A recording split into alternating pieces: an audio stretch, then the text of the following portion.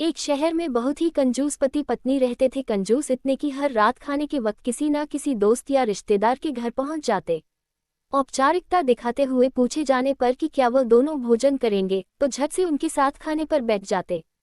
अपनी छुट्टियां मनाने कभी एक तो कभी दूसरे के घर डेरा डाल देते और खूब मस्ती करते।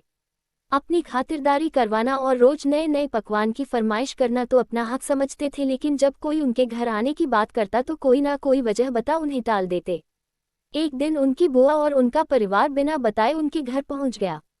काफी देर तक गप्पे मारने के बाद कंजूस पति पत्नी को लगा कि अब तो रात का खाना खिलाना ही पड़ेगा, मगर उनका कंजूस मन उन्हें खर्चा करने से रोक रहा था। तभी पति को एक उपाय सूझा। बुआ की तरफ देख पत्नी से बोला, आज बुआ बहुत दिनों बाद घर आई है, तुम जल्दी से और कुछ नहीं तो दाल चावल और साथ में मटर पनीर बना लो।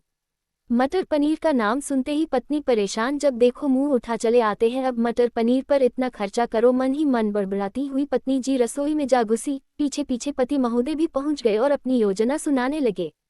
पति पत्नी की कंजूसी भारी पड़ी।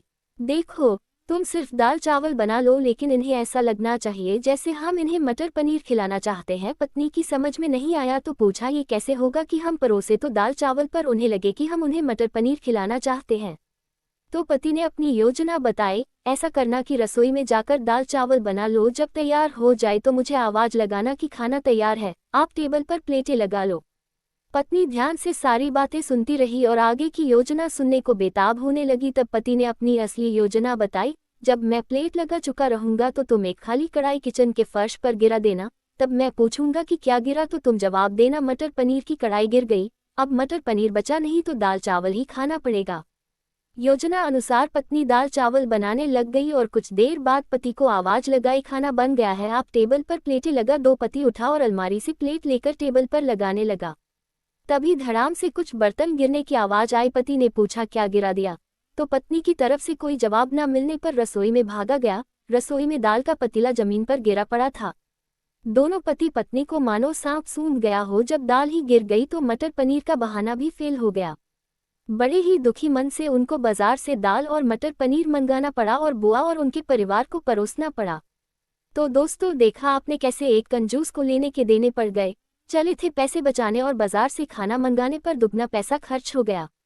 आपको ये कहानी कैसी लगी नीचे कमेंट करके हमें जरूर बताइएगा। अगर आपको ये कहानी पसंद आई हो तो अपने दोस्तों के साथ जरूर शेयर करें और ऐसी ही प्यारी कहानियाँ सुनने के लिए हमारे YouTube चैनल से जुड़े। कहानी कैसी लगी कमेंट में जरूर बताएं और अगर चैनल पर नए हो तो लाइक और सब्सक्राइब कर लें।